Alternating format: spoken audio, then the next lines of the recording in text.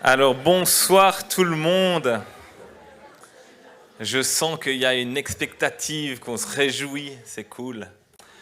On se réjouit de vivre cette soirée. Il y a derrière ces deux portes plein de personnes qui se sont préparées pendant quelques semaines. On a eu beaucoup de joie à vivre et à préparer ce spectacle. Mais ce que j'avais envie de dire, c'est avant de venir pour un spectacle, ce soir, on vient vivre Noël. Et vous verrez, il y a des moments de rire, il y a des moments d'émotion, il y a des moments de sens. Et on va vivre tout ça ce soir. Et en fait, je me disais en préparant ce temps, c'est vrai que voilà, on va vivre Noël, il y aura un spectacle. Mais ce spectacle, c'est aussi à vous de le vivre et à chacun de nous de le vivre. Il y a peut-être des parties de spectacle qui vont dire « Tiens, ça me touche vraiment dans ce que je suis en train de vivre. » Et puis gardez-les en mémoire pour que voilà, ça nourrisse aussi nos êtres.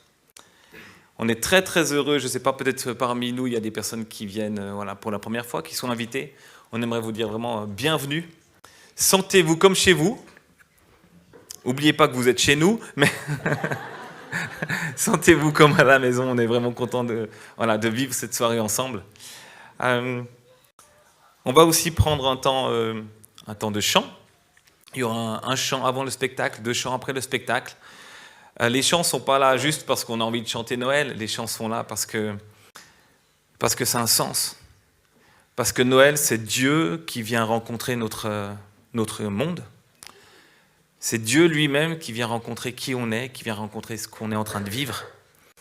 Et vraiment, en priant pour cette soirée, on se disait, mais je pense que pour chacun, ce soir, Dieu a quelque chose à vous dire, à vous partager. Et puis, ça va être super chouette de vivre cette soirée ensemble. Vivez les scènes avec les acteurs. Si vous voyez que tout d'un coup, on a l'impression qu'il y a une parole ou bien que vous voyez les acteurs stressés, c'est peut-être qu'ils sont en train d'oublier leur texte. Donc, priez pour eux. Mais on a passé une très belle soirée hier. Je me réjouis aussi de cette soirée maintenant.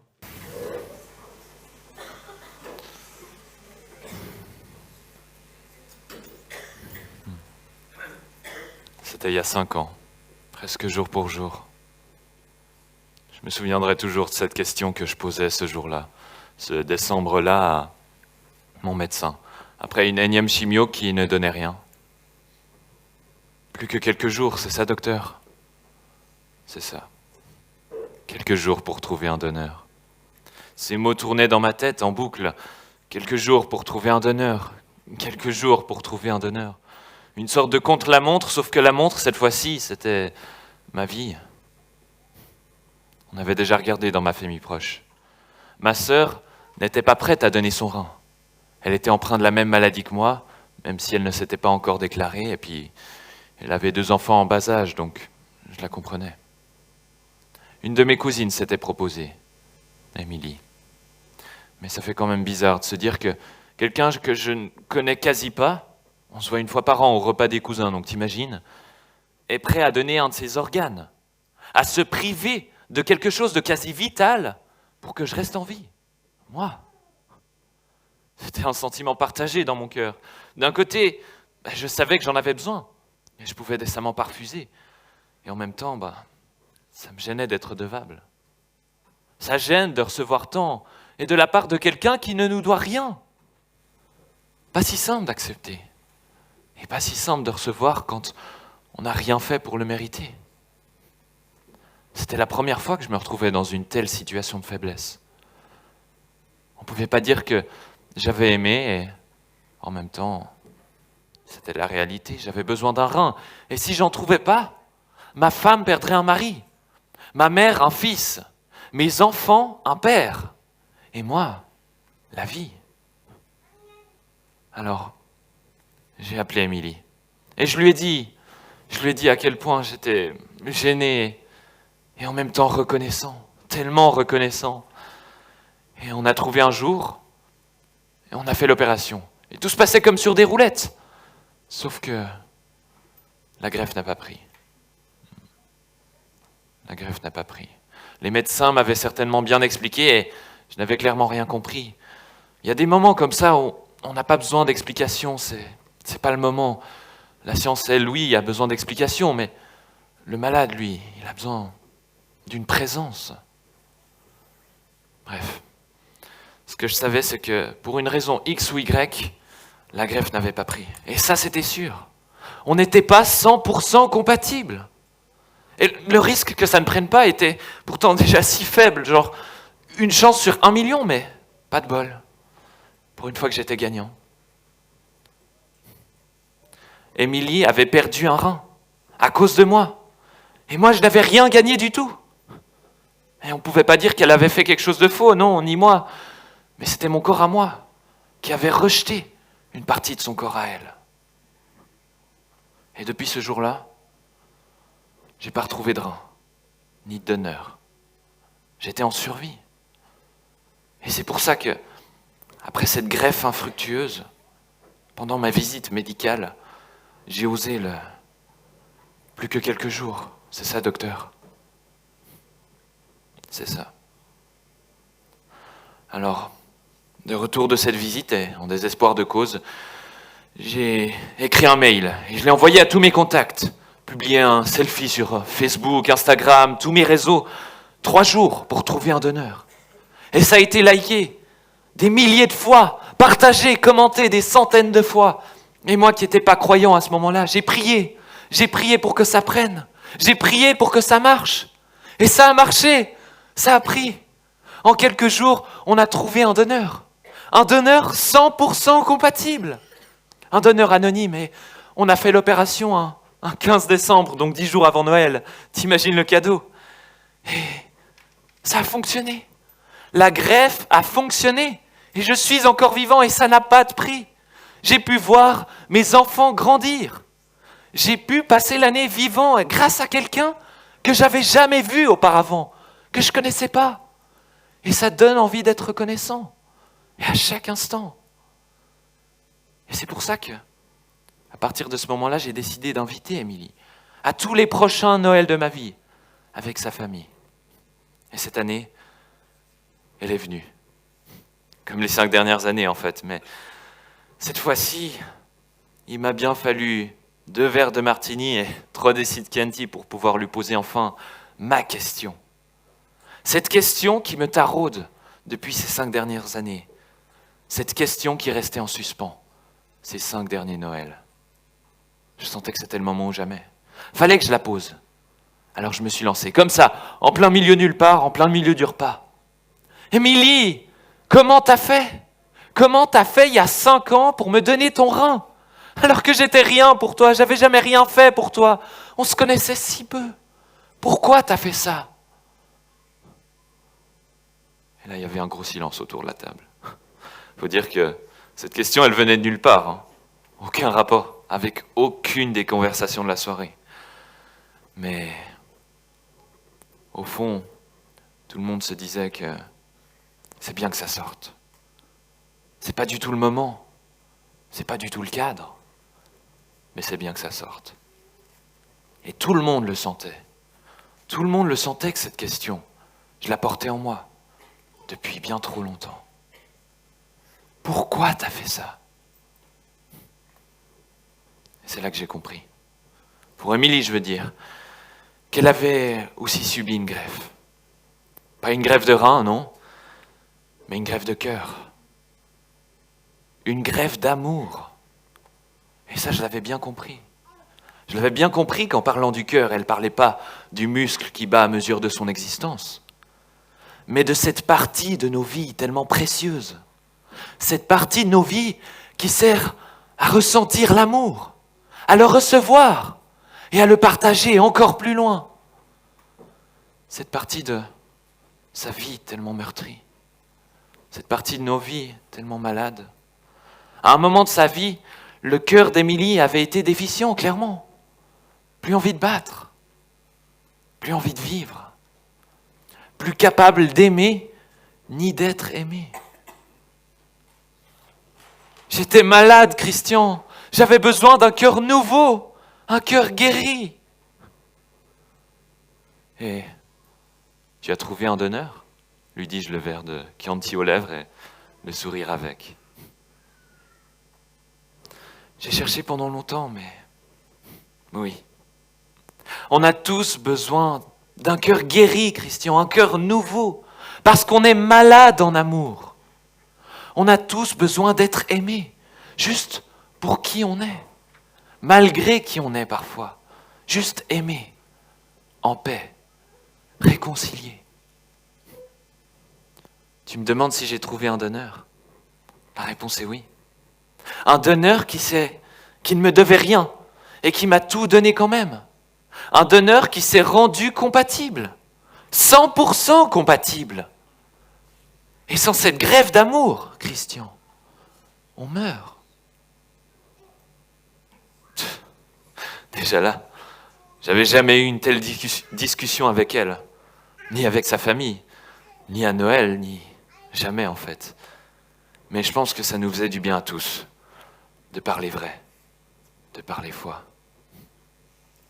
Émilie a continué en disant que Noël pour elle, c'est l'amour personnel et infini d'un Dieu qui s'est rendu compatible aux humains pour que la grève prenne, pour éviter le plus grand nombre de rejets possible. Noël, c'est Dieu qui vient se faire donneur en Jésus. Et ça, j'avais jamais compris. Le cœur de Dieu dans un corps d'homme. Son cœur à lui dans notre peau, à nous. Pour qu'on se sache aimer, pour qu'on se sente aimé, pour voir la naissance d'une humanité guérie, une humanité greffée, aimante et aimée. Et là, Émilie a terminé en disant que cette grève d'amour, cette grève de cœur, elle prend à chaque fois que tu ouvres ton cœur au donneur. On a terminé ici la discussion et on a repris le cours des conversations. Mais il n'empêche que cette dernière phrase, elle reste dans ma tête. Elle tourne en boucle et elle s'entête. Et bizarrement, ça me fait du bien. Cette grève de cœur, cette grève d'amour, elle prend à chaque fois que tu ouvres ton cœur au donneur. Joyeux Noël.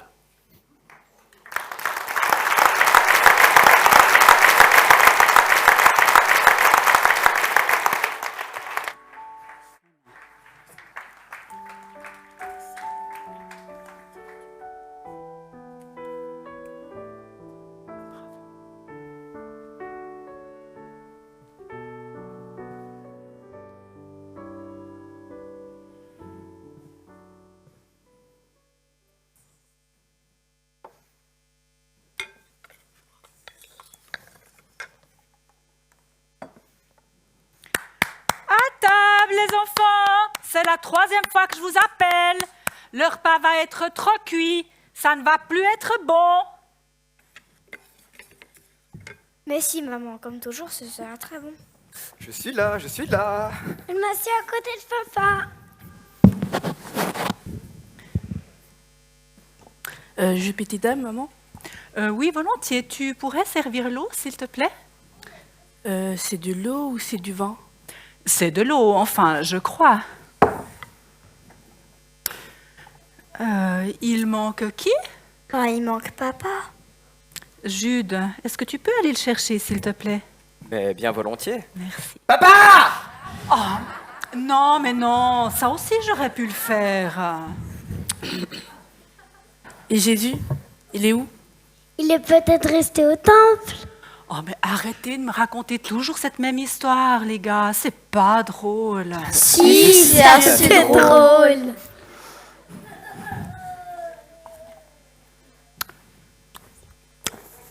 Eh ben, c'est le moment. Merci de l'accueil, chérie. Oui, vous pourriez montrer l'exemple et arriver à l'heure pour le repas quand même, Joseph. Oui, c'est vrai, belle maman. Moi aussi, j'ai très plaisir à vous voir.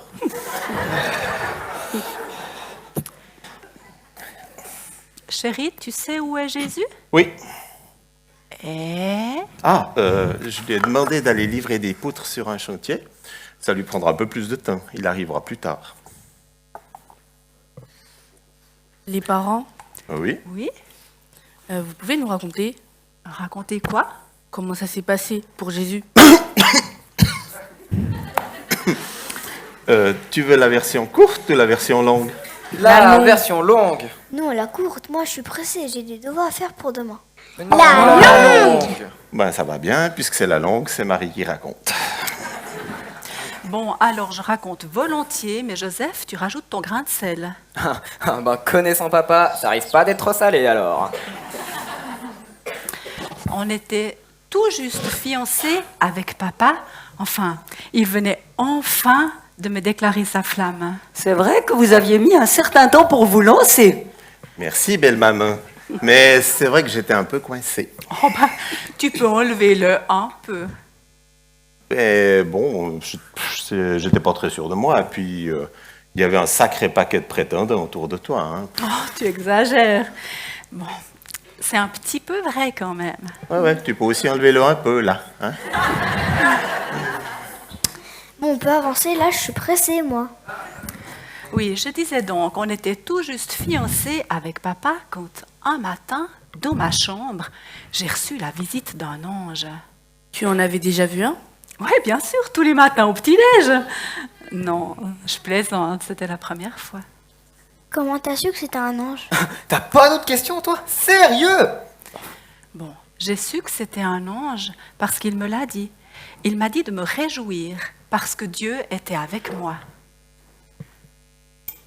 T'as pas eu peur? Si, à fond. Et d'ailleurs, il m'a dit de ne pas avoir peur. Il m'a dit que j'allais être enceinte.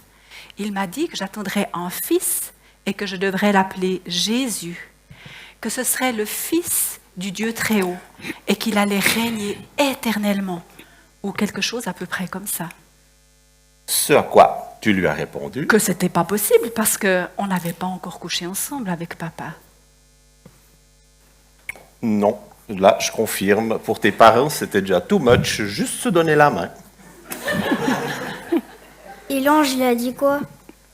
L'ange, il a dit que l'Esprit de Dieu viendrait me visiter et qu'il ferait ce miracle d'un enfantement dans mon être. Oh bah voilà qui est rassurant. C'est chaud quand même votre histoire. Tu avais quel âge? Ton âge? Oula. Mais vous nous avez jamais raconté ça. Mais vous ne nous avez jamais demandé de vous le raconter. Et t'as fait quoi alors? Alors l'ange m'avait conseillé d'aller chez ma cousine Élisabeth, qui elle aussi avait vécu un miracle d'un enfantement dans sa vieillesse. Et j'y suis allée, hein. Ouais, ça rien nous dire, hein. Mais tu voulais que je te dise quoi? J'allais être enceinte et j'étais perdue, moi. Ouais, mais bon, de toute façon, ça laisse savoir que t'étais enceinte. Bon, arrêtez vos enfantillages là. Donc tu es y allée, maman? Oui, et j'ai bien fait. Pourquoi? Parce qu'à peine arrivé, il m'est arrivé un truc extraordinaire. Élisabeth, qui n'était au courant de rien parce que j'en avais parlé à personne. Hein. Ouais, je confirme, là. Je surconfirme. Ouais, merci, belle maman. Bon, c'est bon les deux là. Je disais donc qu'Élisabeth, qui n'était au courant de rien parce que j'en avais parlé à personne, à peine je suis arrivée, avant de me dire bonjour, elle me regarde et elle commence à prophétiser comme je ne l'avais encore jamais entendu. Elle me dit des choses comme « Je suis bénie d'entre toutes les femmes », comme « Le bébé que je porte est béni », ou comme elle ne méritait pas la venue de la mère de son Seigneur. C'est incroyable. Elle savait rien? Non, rien. Comment elle a pu savoir? Bon, je pense que c'est l'Esprit de Dieu qui parlait à travers elle. Et c'est tellement ce dont on avait besoin à ce moment-là. À ce moment-là, tu sentais que tu étais enceinte? Tu sentais le bébé? Non, pas du tout, rien. J'avais aucune nausée, rien du tout. Mais à partir du moment où Élisabeth a prophétisé sur ma vie, c'était vraiment devenu une réalité. Je n'avais pas rêvé, je n'étais pas folle. C'était une confirmation formidable qui m'a accompagnée pendant tous les mois de grossesse qui ont suivi. Et c'était exactement ce dont j'avais besoin. Et Dieu le savait. T'es resté combien de temps là-bas? 3 mois environ. Et après? Ben après, je suis rentrée. Enceinte? Non, non, mais tu crois quoi, toi? Qui s'était envolé? Bien sûr qu'elle était enceinte! Et toi, papa, tu savais toujours rien. Non. Purée, c'est chaud votre histoire. Comment tu as réagi? Comment j'ai réagi? Ou mal. Très mal. Très, très mal. C'est vrai que quand j'ai vu maman comme ça, moi je ne sais pas comment vous expliquer ça, les enfants, mais c'est comme si la terre s'ouvrait sous mes pieds. J'ai rien compris.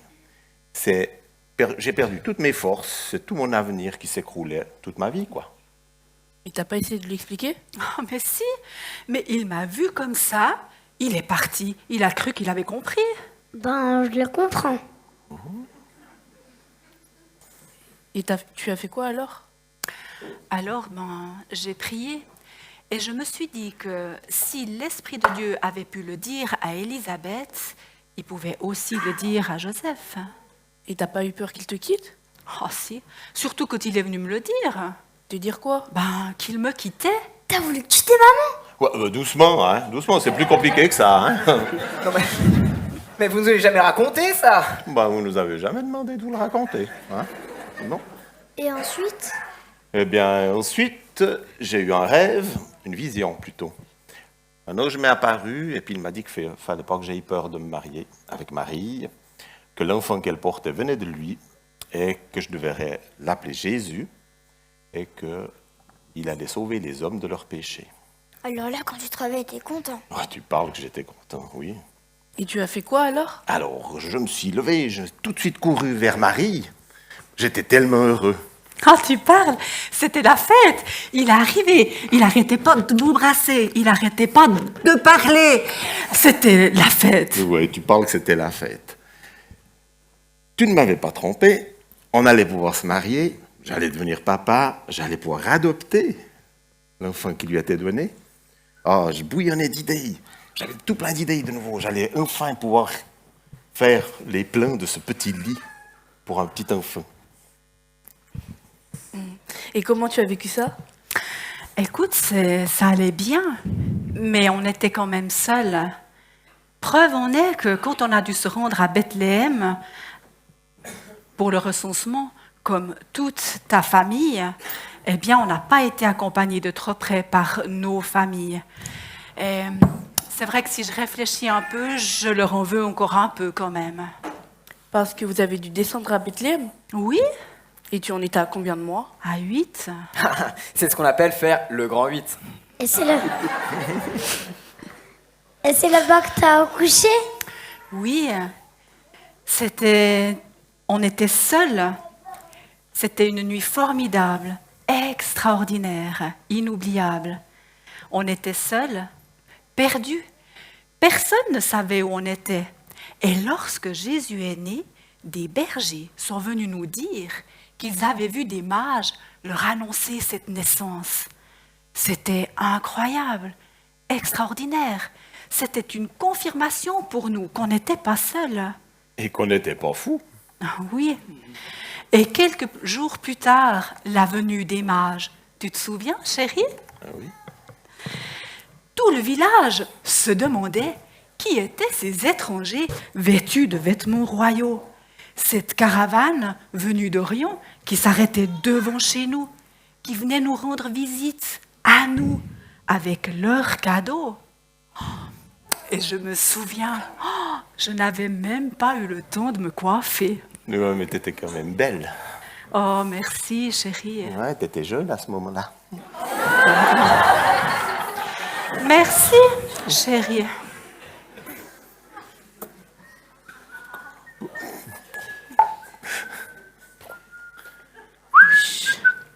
Bonsoir tout le monde. Coucou, Cécile. Désolé pour le retard. Bon maman. Je dérange? Non, non.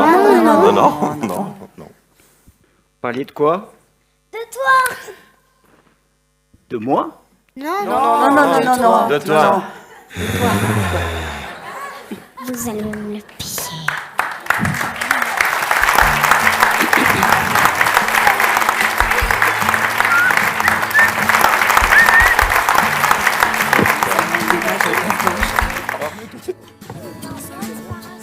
Joie dans le monde, le Seigneur vient.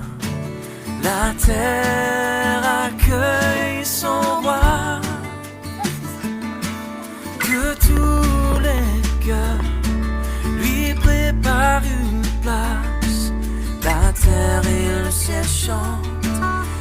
terre et le ciel chantent. La terre et le ciel chantent.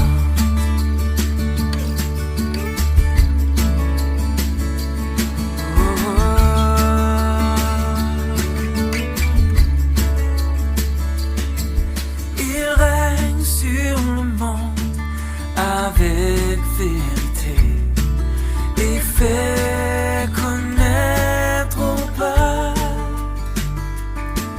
la gloire de sa justice, les merveilles de son amour, les merveilles de son amour, les merveilles de son... Les acteurs, venez par ici, on va commencer. Je vais vous distribuer vos textes. Ok, super. Donc Marie, Joseph, l'ange, très bien. Les mages, Merci. très très bien. Et puis les bergers. Ils sont où, les bergers? Toujours en retard. Voilà, tenez pour vous. Super, tout le monde est là.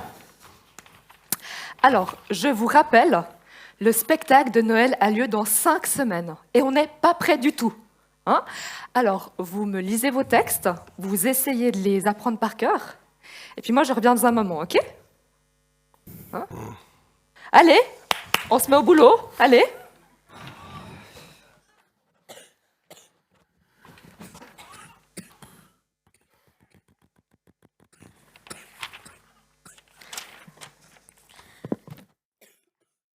Et t'as vu ça?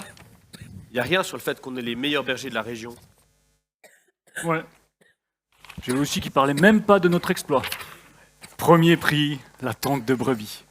Ah, je me souviens. -9 à Ephrata. Rien.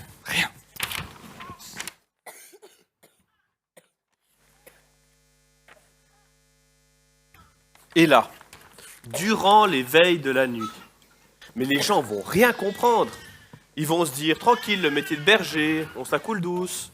La bonne planque, on somnole près du feu durant les veilles de la nuit. Mais c'est passé complètement à côté du fait qu'on doit défendre les brebis face aux loups, aux lions, parfois même des ours. Ouais. Bon, ça va pas. Moi, je vais lui dire ce que je pense, moi, ce metteur en scène. Hop. Tu veux lui dire quoi, metteur en scène? Que t'es pas content dans ton rôle de berger? Ouais. Non mais, avec le rang social que tu as, tu ferais mieux de pas trop l'ouvrir. Vous pouvez dire vous estimez heureux de faire partie du spectacle. Non mais quand même, c'est berger et ça revendique. S'il vous plaît, on va où là? Par contre, moi, j'ai quelque chose à dire. Des mages sont venus d'Orient en suivant une étoile. Qu'est-ce que ça veut dire? D'abord, qu'on est des rois. Non. C'est écrit des mages. T'es qui, toi? Bah, Joseph. Ah, Joseph, le charpentier. Oui, d'accord. Bravo, ta maison. Enfin, ta crèche. Hein? Bel édifice, il y a du talent et du travail. Je disais donc, cher Joseph, avant que tu m'interromps, que la notion de roi est sous-entendue dans le terme de mage. Dans notre pays, nous sommes reconnus au statut de roi-mage. Et c'est plus que normal. On a fait des études. Nous sommes des docteurs en physique astronomique thermonucléaire. Hein? Parce que l'étoile, on ne l'a pas juste suivie comme ça. On a travaillé. Elle n'est pas tombée du ciel, si je puis dire. On a travaillé et on l'a suivie des mois durant. Et nous, messieurs les bergers, on a amené des cadeaux. De l'encens, de la myrrhe et de l'or. Hein? Vous croyez, ça se trouve comme ça? Des cadeaux pareils? En période de Noël, en plus, je ne vous explique pas. Les embouteillages et puis dans les magasins, tous les gens qu'il y a. Ouais, bon, d'accord. Vous avez apporté des cadeaux. Mais à quoi ils servent vos cadeaux, Balthazar? Moi, c'est Melchior, d'accord? Oh, excusez-moi, Meltosor. Non, j'en sais rien à qui est-ce qui vont servir ces cadeaux. Mais je peux vous dire une chose. On les a trimballés sur des kilomètres et ça, pas un mot dans le script. Oh, du calme là, hein? Parce qu'au niveau voyage, s'il y en a une qui peut dire quelque chose ici, c'est bien moi. D'accord ? J'imagine, en effet, messieurs, qu'aucun d'entre vous n'a fait le voyage sur un âne alors qu'il était enceinte de 8 mois et demi. Je me trompe ? Et là non plus, rien n'est dit dans le texte. Et personnellement, s'il est possible que vos rôles soient quelque peu lésés, je crois que celle qui a le plus à se plaindre, c'est moi. Parce que c'est moi qui ai porté ce bébé. Oh, du calme. J'ai pas fini. Je disais donc, c'est à moi que l'ange a parlé, c'est moi qui suis tombée enceinte, c'est à moi que l'explication a été donnée, c'est moi qui ai dû annoncer à Joseph ce qui s'était passé, et c'est encore moi qui ai dû passer des semaines entières à me demander ce qui allait se passer après que ma famille m'ait rejeté. Et pas un seul mot de tout ça dans le script. Oh, du calme. T'étais pas la seule à pleurer, hein? Et moi alors? Et mes nuits de tristesse en pensant que tu m'avais trompé, et la solitude ressentie, et le sentiment de trahison en voyant ton ventre s'arrondir. Et à moi aussi, l'ange m'est apparu. Ouais, mais bon, déjà il est venu en retard, en plus c'était dans un rêve, alors... Dites donc, toi, tu serais pas berger par hasard? Eh ben, si. Bah tais-toi alors. Oh, du calme, du calme. Paix sur la terre parmi les hommes qui l'agrègent. Moi aussi, je pourrais me plaindre quand même. Hein. Des siècles de répétition pour un chant qui figure même pas dans le Gemme 1. Et depuis là, on chante Gloria.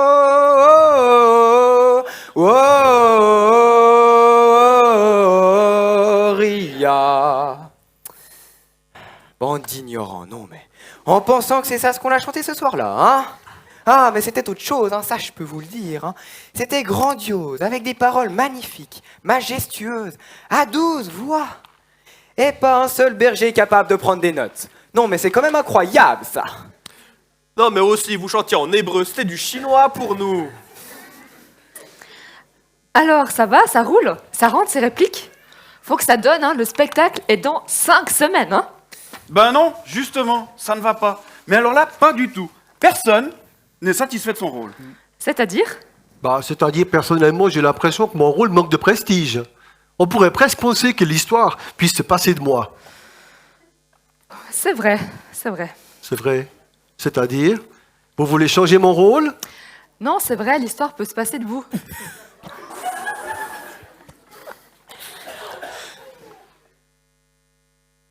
Vous l'avez entendu? L'histoire peut se passer de vous.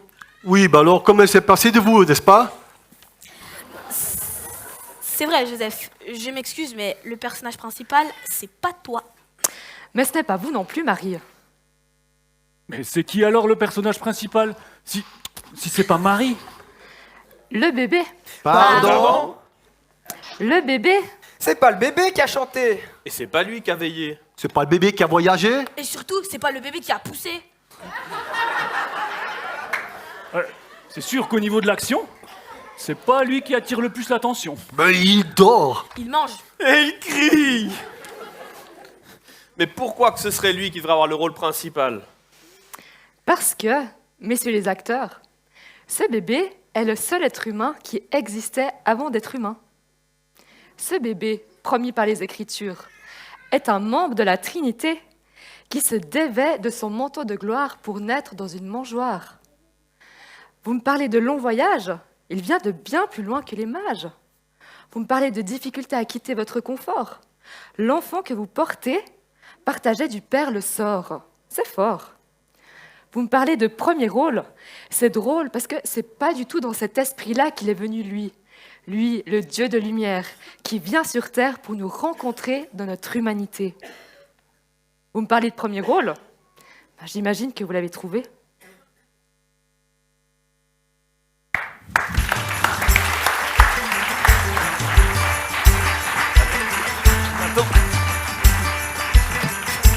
J'arrive pas.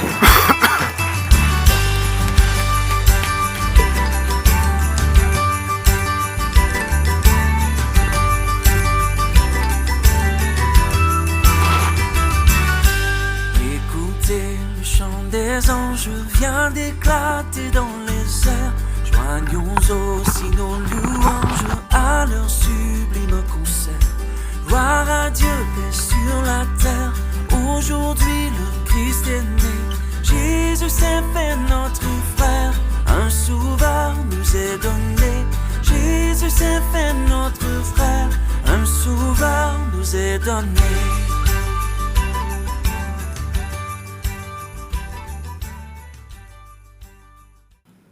Miroir, ô miroir, dis-moi qui est le plus grand. Miroir, ô miroir, dis-moi qui est le plus grand. Hérode. Non mais pas comme ça. Hérode le grand, 30 années de règne, presque comme David, presque comme le roi David, et avec la sagesse de Salomon en plus. Faut peut-être pas exagérer non plus. C'est vrai, mon fils, tu es grand. Et ça depuis que tu es tout petit. Dans le sens que quand tu étais petit, tu étais déjà grand. Tu n'as jamais été petit, en fait.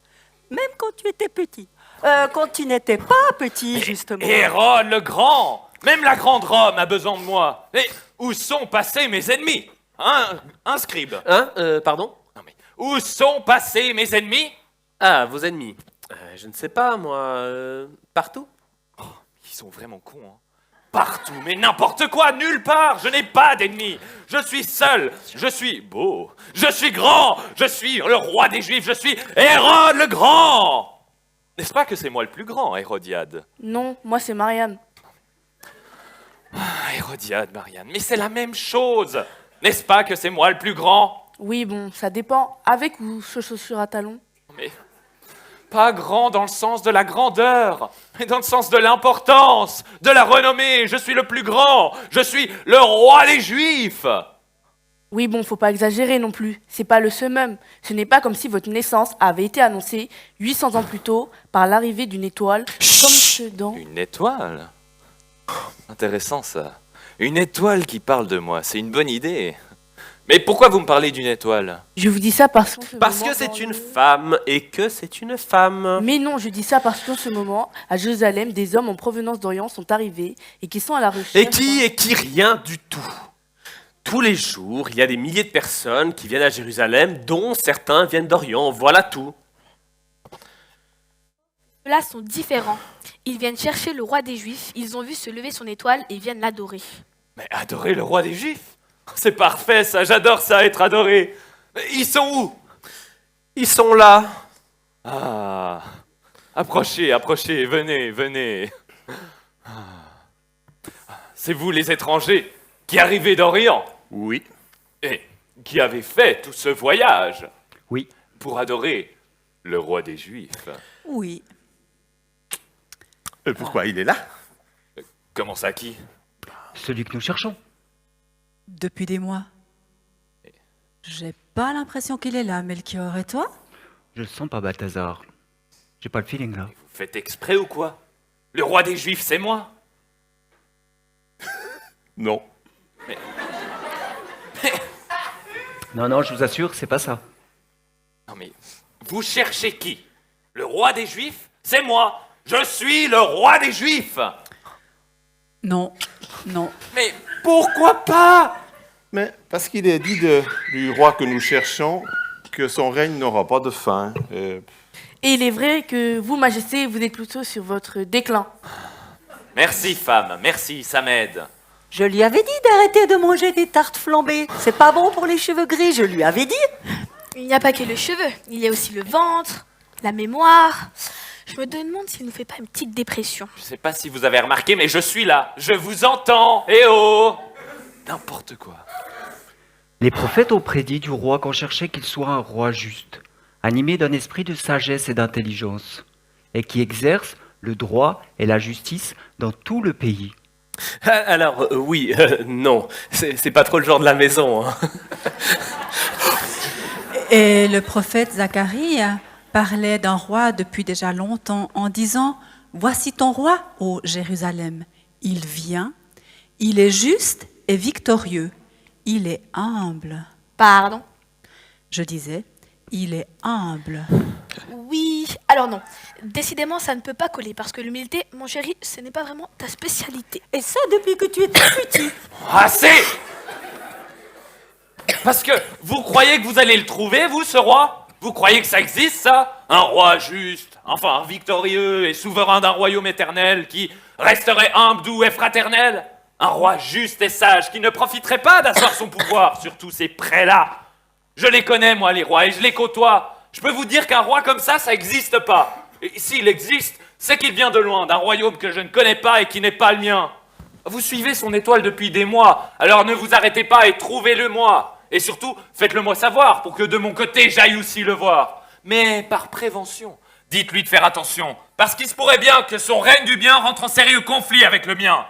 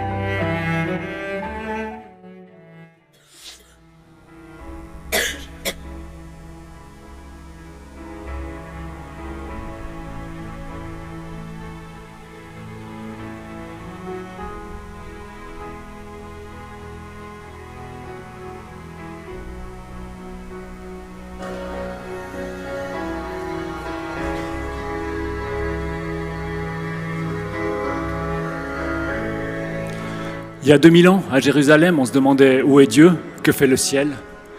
L'Empire de Rome faisait des ravages, Hérode le Grand n'était pas plus sage. Le pays tout entier était dans l'effroi, on avait peur de tout, même de son roi. Il y a 2000 ans, à Jérusalem, on se demandait où est Dieu, que fait le ciel. On ne se doutait pas qu'à quelques lieues de là, dans la moiteur d'une nuit, le ciel mettait bas. On ne soupçonnait pas ce message fabuleux, Dieu vient sur la terre en mode silencieux. On te croyait absent, éloigné, oublieux. Visiblement, tu étais prêt à traverser les cieux. On voit un berceau, de la paille, et toi au milieu. Homme parmi les hommes, tu viens nous montrer Dieu. Tu viens nous montrer Dieu. Tu es venu là où on ne t'attendait pas. Comme ces surprises dont on dit fallait pas. Tu es venu là où on ne t'attendait pas. Personne n'imaginait que tu nous aimais comme ça. On s'est tellement trompé sur ton identité. Tu es venu nous montrer le cœur de Dieu, son amour pour les hommes, son projet fabuleux. Tu n'as jamais cherché le sommet des podiums, tu voulais seulement changer le cœur des hommes, mettre dans la prunelle de nos yeux la pureté de ton ciel. Et dans nos cœurs tortueux, une espérance éternelle.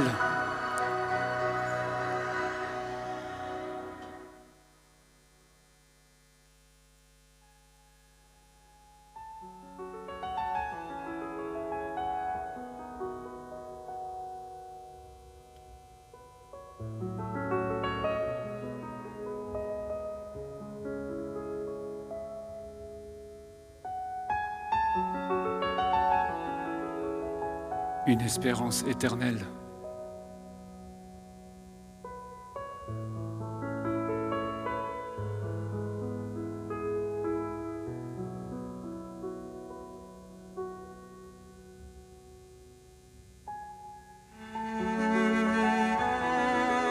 Il y a 2000 ans, à Jérusalem, on se demandait où est Dieu, que fait le ciel. Cette question, aujourd'hui, je me la pose encore parfois. Quand il fait sombre, quand il fait nuit, quand il fait un peu froid. La réponse, je la trouve dans une relation que j'éprouve avec ce Dieu qui a rejoint les vrais besoins du cœur humain. Un cœur à cœur, au fond de mon être, avec ce Dieu qui m'aime. Un cœur à cœur au fond de mon âme, avec ce Dieu qui sèche mes larmes.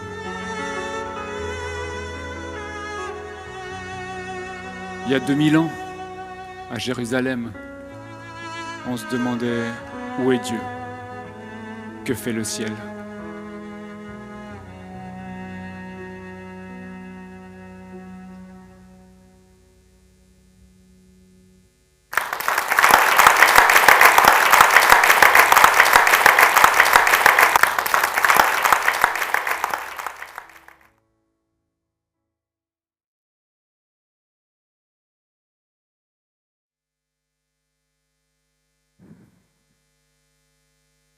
Hey, salut les gars.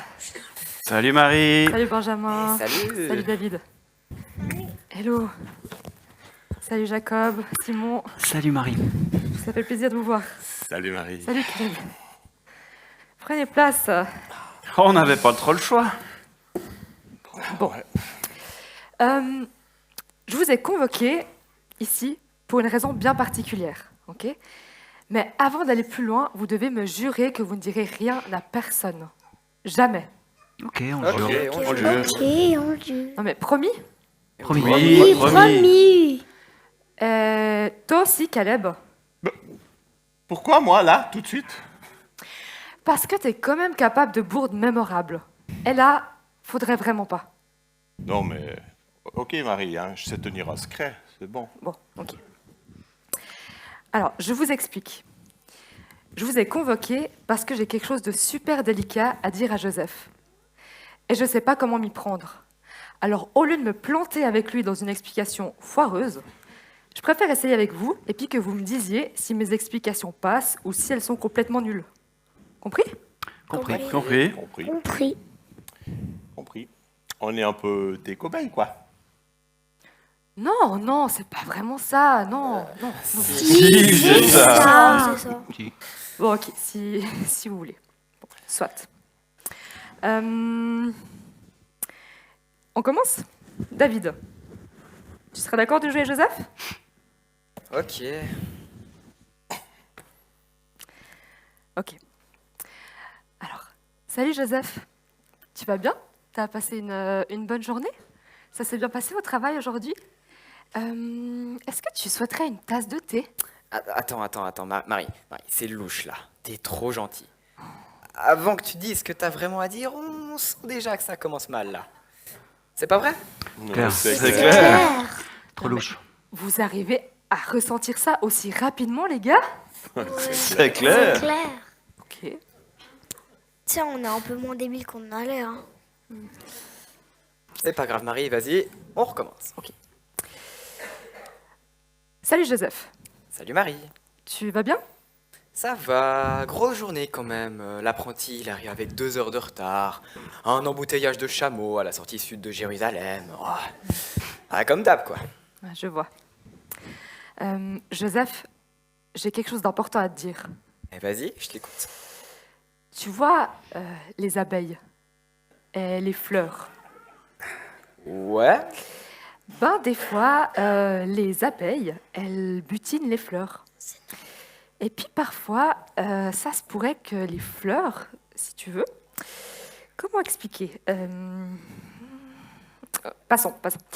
Tu t'as déjà vu une cigogne? Ouais. Ben, parfois, les cigognes, elles portent dans leur bec un baluchon. Et puis, si dans le baluchon, c'est un chou, il se pourrait que le chou, tu vois, il provienne... J'ai rien compris. Attends, Marie. Je veux bien faire un effort pour t'écouter. Hein. Je veux bien faire un effort. Mais là, je capte rien. Non, et puis surtout, je t'écoute plus. Tu m'as déjà perdu à l'épisode des abeilles. Alors je te dis pas où j'étais quand tu parlais des choux de Bruxelles, dans le baluchon de la cigogne qui butine des fleurs. Non, mais c'est pas vrai. C'est clair. On ne comprend rien, Marie. Mais j'y arriverai jamais!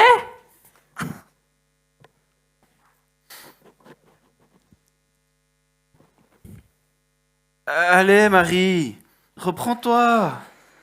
C'est juste qu'il faut que tu sois un peu plus direct, tu vois? Ok. Bon, on recommence alors. Ouais, j'aime mieux ça.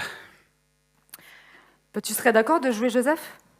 Ok, on y va. Salut Joseph. Salut Marie.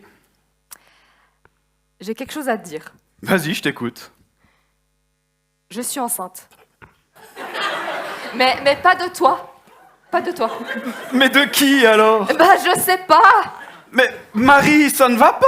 Non, ça va pas. Non, mais je veux dire, ton approche, ton ton, c'est beaucoup trop direct. Et surtout, c'est bizarre. C'est limite. C'est louche. Ça tient pas debout. Et ça te ressemble pas, Marie? Mais Marie, si tu lui annonces ça comme ça, Joseph, il va rompre. Mais de toute façon, il va rompre. Je peux te donner un conseil, Marie? Ben, vas-y toujours. Dis-lui la vérité. Il a Ouais, raison. Marie, dis-lui la vérité. Il faut que tu nous dises aussi la vérité. La vérité, c'est que j'ai eu la visite d'un ange.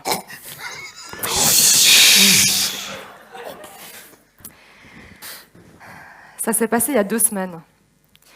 J'étais dans ma maison et un ange du Seigneur m'est apparu. Il m'a dit de ne pas avoir peur. Et il m'a dit que j'avais trouvé grâce auprès de Dieu et que j'allais tomber enceinte. Il m'a dit que j'allais avoir un fils et que je devais l'appeler Jésus, qu'il serait grand et serait appelé Fils du Très-Haut, que son règne serait éternel. Et je lui ai demandé, mais comment cela peut-il se passer, puisque je suis vierge? Et il m'a dit que l'Esprit Saint viendrait sur moi, que la puissance du Très-Haut me couvrirait de son ombre, ou quelque chose comme ça. Mais que rien n'était impossible à Dieu, que l'enfant qui naîtrait serait saint et serait appelé Fils de Dieu. Marie? Oui? Je t'ai jamais entendu parler comme ça. Ben, moi non plus. Mais tu me crois? Oui. Et pourquoi? Parce que depuis que je te connais, tu n'as jamais appelé Dieu le Très-Haut, même pas dans tes prières. Ça fait pas partie de ton vocabulaire habituel. Du coup, je crois que c'est ce que l'ange t'a dit. Je te crois. En tout cas, c'est comme ça qu'il faut que tu l'annonces à Joseph. Mais s'il ne veut pas rester avec moi, s'il ne me croit pas, je suis quoi, moi, s'il ne me croit pas? Et je deviens quoi sans Joseph et avec un bébé? Ouais, peut-être qu'il ne te croira pas tout de suite, Marie, t'as raison. Peut-être qu'il lui faudra du temps. Mais fais confiance à Dieu, Marie. Parce que si Dieu est capable de venir visiter ton être pour pour créer un enfant en toi, il est bien capable de venir visiter ses rêves à lui et de te donner raison, non? Si. Fais-lui confiance, Marie, il agira. Mais dis la vérité à Joseph, hein? Et ne cache rien. Ok. Bah, merci les gars, merci d'avoir été là. Ça m'aide. Avec plaisir. Et bye. Merci. Bon courage, hein? Ciao. Oh les gars, je suis pas certain qu'on ait bien compris ce qui se passait là. Toi non plus Marie, je suis pas certain que tu aies bien compris ce qui se passait. Parce que si c'est vrai ton histoire, si c'est vrai, ça signifie que celui que tu portes dans le ventre, c'est le Messie. Si c'est le Messie, alors on est sauvé. Si c'est le Messie, alors il y a de l'espoir. Si c'est le Messie, c'est comme si c'était Moïse et David réunis qui venaient nous visiter. La libération nous attend, et la paix aussi. Si c'est vrai, Marie, c'est la meilleure nouvelle qu'on ait jamais entendue sur Terre. Sur toute la Terre, dans toute l'histoire. La meilleure nouvelle du monde. Parce que ton histoire, ça change l'histoire. J'ai rien compris.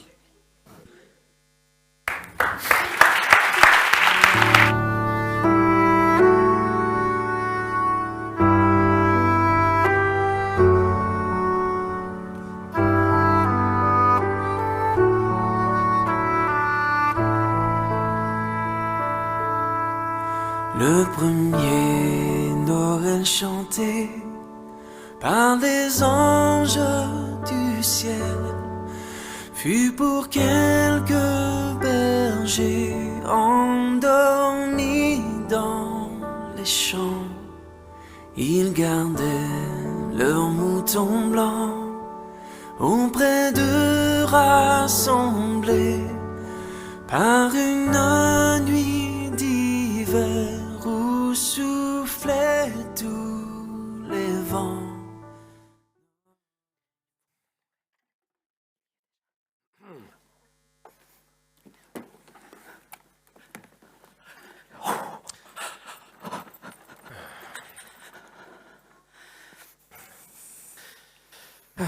Visiblement, on n'est pas près d'arriver. Si on met déjà des plombs pour partir... Mais ils font quoi? On avait dit rendez-vous à 17h sur la place des Mages. Or, je suis sur la place des Mages. Et il est précisément 17h01. Mais ils savent pas où c'est ou quoi?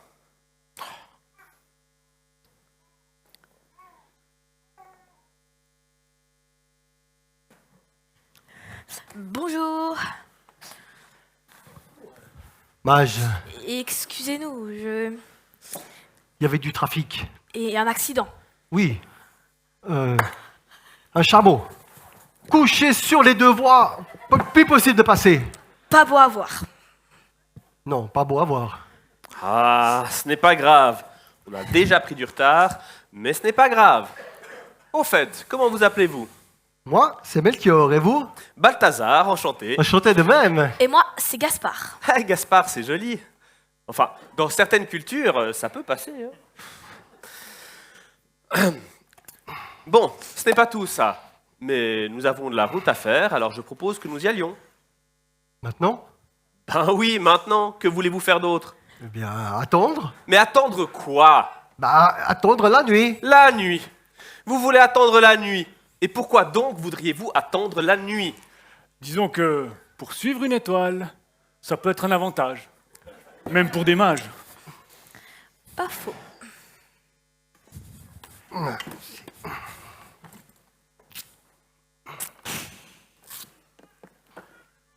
Bon, c'est pas tout ça.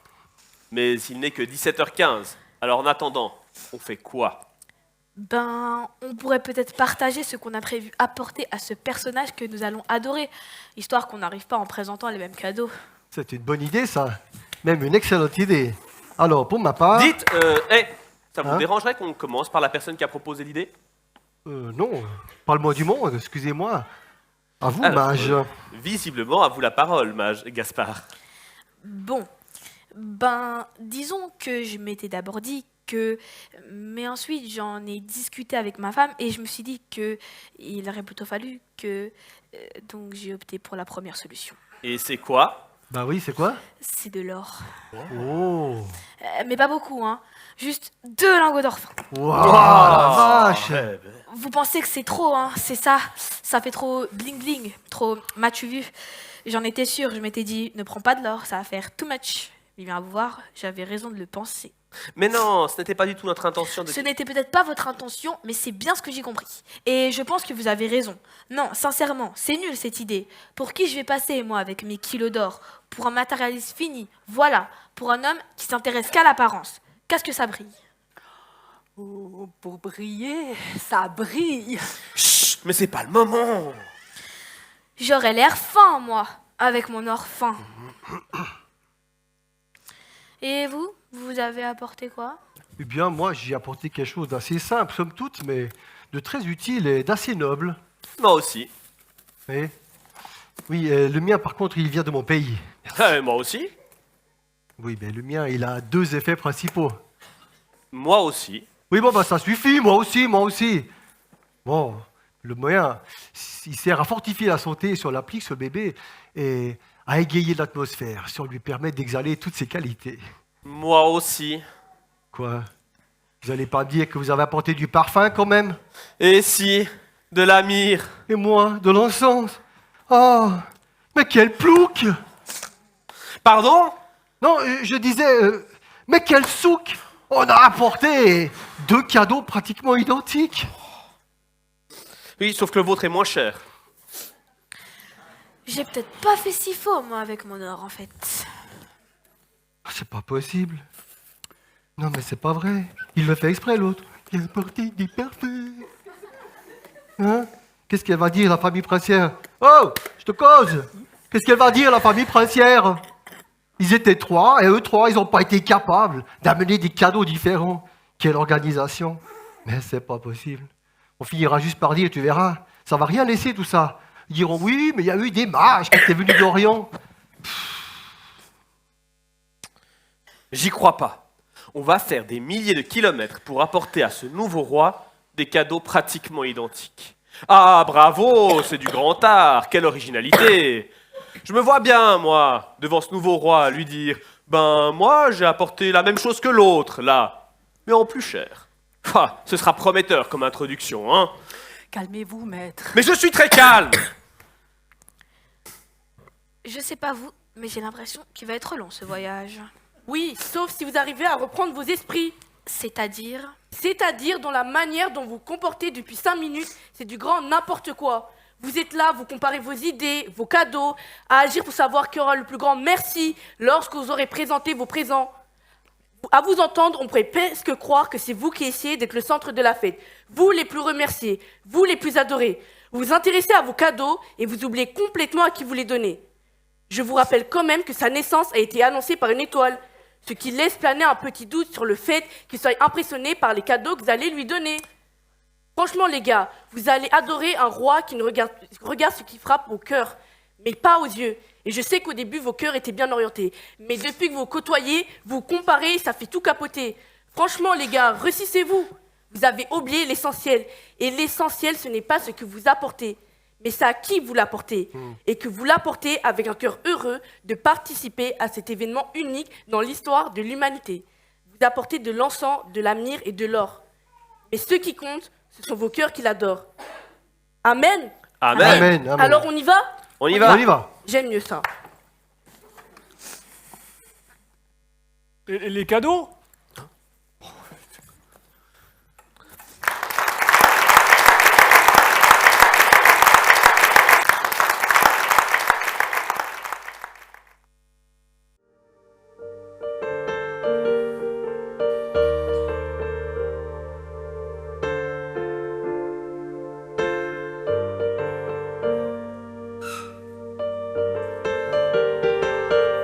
Il t'a suffi d'un mot, une phrase, un écho, pour créer le visible et même l'invisible. Il t'a suffi d'un mot pour modeler les eaux, la terre et tous ses fruits, le ciel, tout ce qui vit. Et là, dans ton landau, on entend un sanglot. C'est le Dieu invisible qui se rend bien visible. Et depuis ce jour-là, emmailloté de drap, 1 an il te faudra pour pouvoir dire Abba. Par ta parole, tu as créé le monde. Par ta sagesse, tu as fondé les ondes. Par ta lumière, tu éclaires tout homme. Et par ton souffle, tu soutiens tout, en somme. Les lois de l'univers, la courbe des éclairs, ne peuvent que se soumettre à tes décrets de maître. Tu as tout inventé, par ta science tout fondé. Rien ne peut échapper à ton autorité. Mais là, dans ton couffin, tu n'inventes plus rien. Et dépendant des tiens, tu te fies aux humains. Pétrie d'humanité, la sagesse a osé se défaire de ses droits, se soumettre à nos lois. Par ta parole, tu as créé le monde. Par ta sagesse, tu as fondé les ondes. Par ta lumière, tu éclaires tout homme. Et par ton souffle, tu soutiens tout en somme.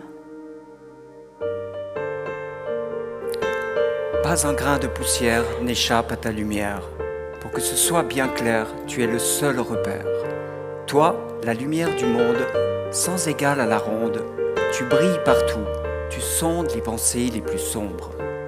Et là, seul dans ton lit, tu es tout ébloui par une simple bougie qui brille dans la nuit. La lumière de ce monde, aujourd'hui, a une ombre qui se déplacera d'abord à petits pas. Par ta parole, tu as créé le monde. Par ta sagesse, tu as fondé les ondes. Par ta lumière, tu éclaires tout homme. Et par ton souffle, tu soutiens tout en somme. Personne ne sait d'avance quand s'arrête la danse de sa vie ici-bas, ni même quand elle commence. Personne ne maîtrise son souffle, son emprise, sauf celui qui la donne à toutes les personnes. Et pourtant, ce jour-là de douleur tu crias, lorsque par tes narines, l'air entre dans ta poitrine. Toi, le souffle de vie, un jour tu as choisi d'expirer sous les cris en sacrifiant ta vie. Par ta parole, tu as créé le monde. Par ta sagesse, tu as fondé les ondes. Par ta lumière, tu éclaires tout homme. Et par ton souffle, tu soutiens tout, en somme. Revêtu de gloire et de magnificence, l'Éternel en Jésus n'est vêtu que de l'ange. Il est là le mystère de Noël, de ce jour quand Dieu vint sur la terre et prouva son amour. C'est bien pour toi et moi qu'un jour, dans de beaux draps, le Dieu d'éternité s'est fait emmailloter. C'est bien pour toi et moi. C'est bien pour toi et moi qu'un jour, sur une croix, celui qui est amour se donne sans retour. C'est le miracle infini de Noël, l'inconcevable et divin don du ciel. L'enfant qui naît était lui-même Dieu, venu pour nous ouvrir les cieux. Fini de Noël, l'inconcevable et divin don du ciel. Et c'est un fait avéré de l'histoire. Alors puisque c'est vrai, donne-nous d'y croire.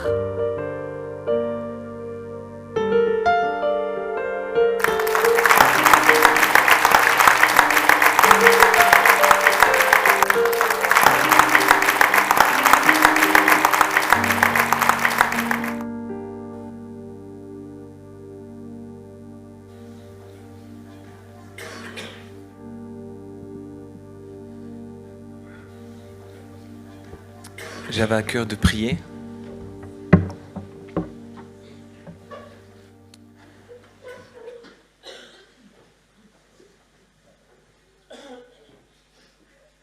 Seigneur, on se trouve devant un mystère qui nous dépasse. On se trouve devant la réalité du Dieu créateur, tout-puissant, éternel, infini, qui se fait petit, fini, qui se fait presque impuissant pour pouvoir se rendre entièrement, 100% compatible.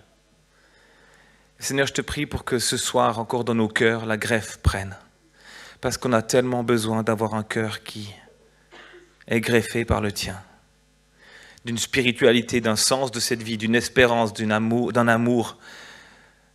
Quel que soit notre âge, on a besoin, Seigneur, aujourd'hui et maintenant, de ta vie dans nos vies, de ta force dans nos forces, de ton espérance dans notre espérance, de ton sens sur cette terre. Seigneur, c'est ce que je te prie vraiment pour chacun de nous ce soir. Seigneur, que personne ne reparte avec un manque d'espérance quand tu as apporté le plein, avec un manque d'amour quand tu es venu toi-même, avec un manque, j'ai envie de dire, de foi, quand tu nous as expliqué les choses. Amen.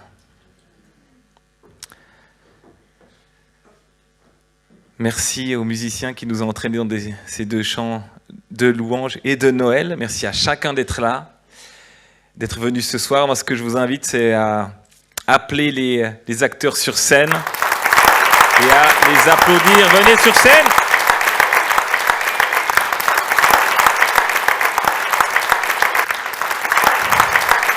Bravo les artistes.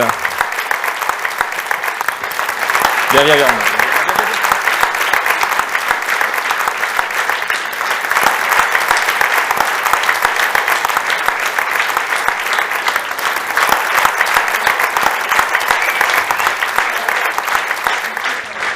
Je donne la main.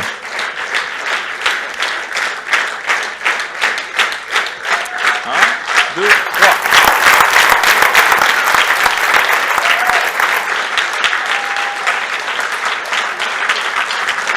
Encore une fois, un.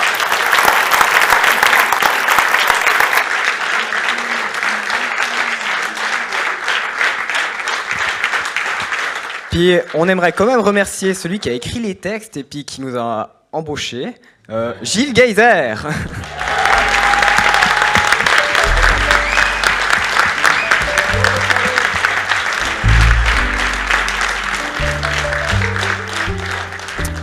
C'était un immense plaisir de vivre cette expérience, toute cette équipe. Vous voyez que ça fait un joli nombre, hein, mais vraiment un immense merci à chacun. J'aimerais aussi associer l'équipe technique. Ce soir, il y avait Alfonso, il y avait Michael, il y avait Fiona. Un immense, immense merci. Il y avait les caméramans qui sont derrière les caméras, du coup.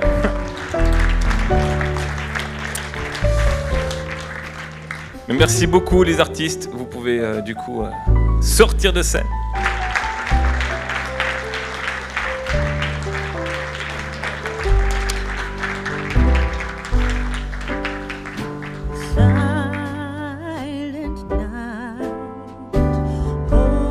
Holy night, shepherds quail.